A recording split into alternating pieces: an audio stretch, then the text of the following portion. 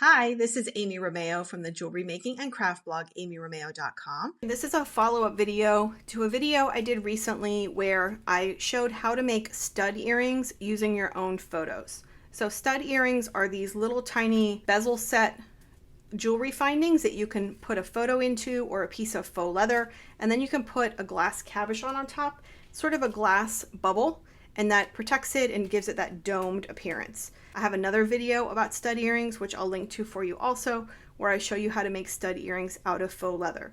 So whether you're using photos or faux leather, you can make them look more finished with a glass cabochon dome like that, or you can put resin. So this side, these have resin on top, and you can see the dome is much smaller, and I personally prefer resin because I feel like it makes the graphic easier to see than with the glass cabochon. So the studs that I'm using are these simple post back studs, and they have an opening, and the openings are sized in millimeters. So typically the most common size in studs you'll find is a 12 millimeter size. They have kind of a little edge, like a lip, and the photo or the faux leather sits inside, so the edge looks nice and finished. They come in studs like this, or you can buy them where they're little hooks. So this one, the material goes in that circle, and it's already got an earring hook attached, which is kind of nice. You can even find things like barrettes, where you would put your stud here, and you can also find them where the stud has a built-in jump ring at the bottom where you could hang a dangle. If you don't want to use a Cricut to cut out the circles, you can also use a hand punch.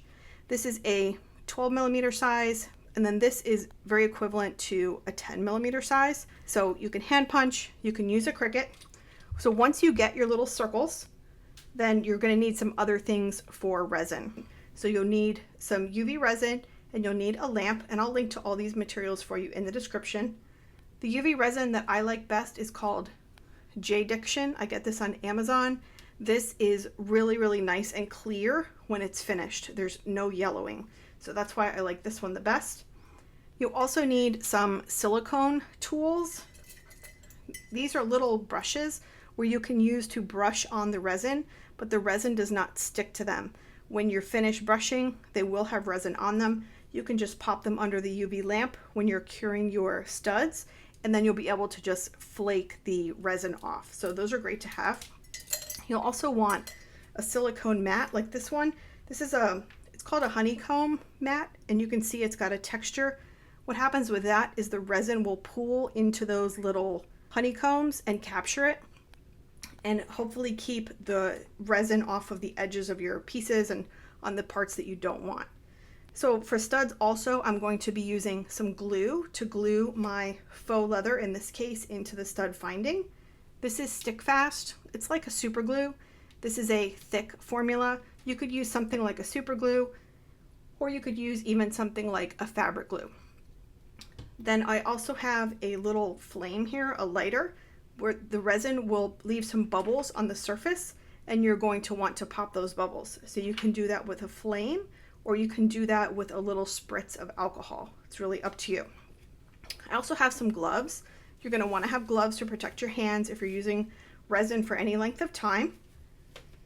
I also have some little craft scissors, and I'm using some scrap faux leather, which is great. So these are some scraps from some earrings I just made. I also have a lot of these little petal-sized scraps from a recent video on how to make these flower hair clips with the faux leather in the petals. So it doesn't matter what faux leather you have. You're going to cut out your circles either with the Cricut or with the hand punch, and then you'll have your little circles all ready to go. So the first thing I like to do is I like to attach my studs to something. So you could see here I stuck them in a little scrap piece of cardboard. You can also put them on an earring card. I have a bundle of earring cards in my shop, and I'll link to that for you if you're interested. I cut these out of cardstock with my Cricut, and I offered several different sizes. I have a card that's just for one pair of studs. This card happens to have 3. So put your studs somewhere, whether it's a piece of cardboard like this or an earring card, whatever works for you. So now we're just going to want to put a tiny bit of glue in the stud finding. Okay, so teeny tiny, not too much at all. You really don't need a lot. There we go. Let me see if you can see how much that is. If you're using fabric glue, that's totally fine. Any other kind of glue is fine. And then I have my little circles.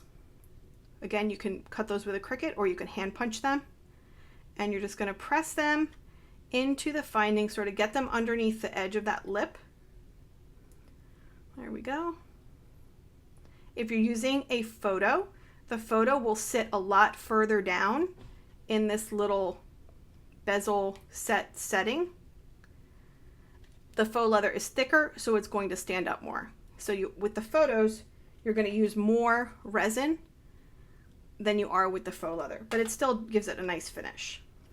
So let's just go through and pop a couple more of these on here, glue them in. The little studs will come with earring backs, so you can just use the earring back that comes with the stud package.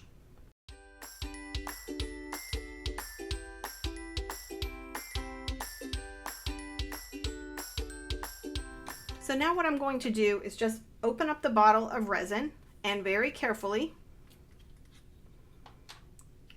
I'm going to apply a teeny tiny dot to each one. That dot's probably the best size, that one. The top two, the faux leather is very close to the top, so I'm trying to be careful. Basically, you want the resin to reach the edge, the sort of frame, and you don't want them to spill over. There we go. Now we can always add more if we need to. Now I'm just going to kind of take it and sort of move it around. You want it to touch all of the edges of those little stud findings. And if it's not touching, then you want to add a little more in the places that you need to. I love how resin looks on these studs. It sort of magnifies the design underneath, whether it's a photo or it's the faux leather. Just makes them look really nicely finished.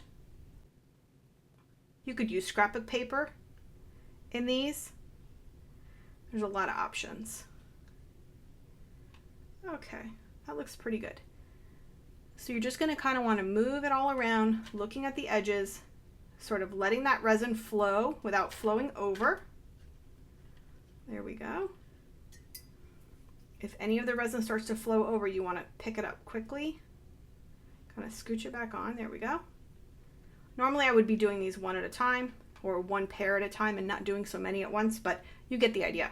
So now once we have these here, what we need to do is get any little bubbles off of them. So all I'm doing is using the flame very gently. I'm only touching over the resin just a little bit, and the heat makes those bubbles pop. Now sometimes when you're doing this, it'll bring more bubbles to the surface. So for example, this one, that big bubble was not there when I first went over, but it's coming through from the bottom. So you just want to go over them a couple of times. Obviously, you have to be very careful with this. You don't want to set the card on fire, all of those things. So if you are new to resin, I really recommend you research the alcohol method before you start messing around with the flame. But those look good. So now I'm just going to set them here on my little honeycomb mat. I'll put my brush that I used also. Oh, I see one more bubble. One of the reasons I recommend letting the glue dry underneath for about 30 minutes is I think that glue underneath is causing these bubbles to come up, but that's just a hunch. So we've got them here on our little honeycomb. I'm just going to slide them underneath my UV light. And this one has a 60-second timer. I'm going to cure them for 60 seconds 2 times.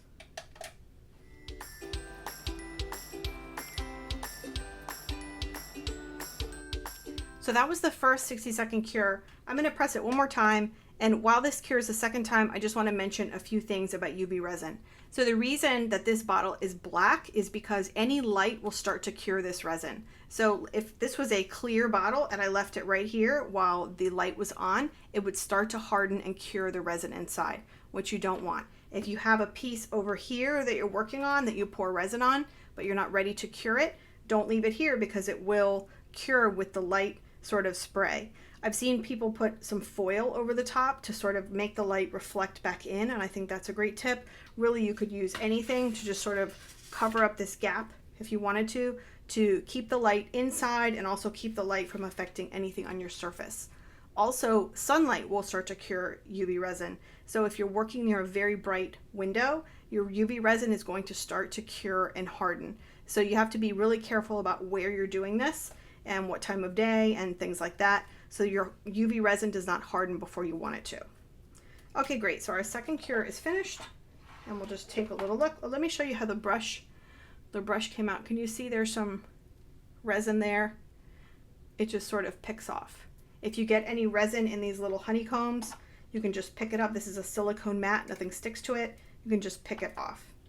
So let's take a look at our little studs here. Oh, they look so cute. See how I can touch them? They're nice and hard.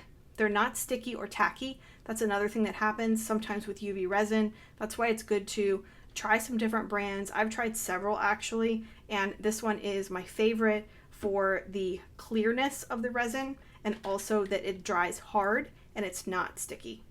So aren't those cute? And these little earring cards are great because they fit in these little 3x3 boxes from Amazon. I'll link to this for you also. So if you sell earrings or if you want to gift them, they fit nicely inside this little box. So I hope that helps. Quick little video about how to make stud earrings with UV resin. Let me know if you have questions or if you want to see more projects like this. I would love to share them with you. And thanks so much for watching, and I'll see you in the next video.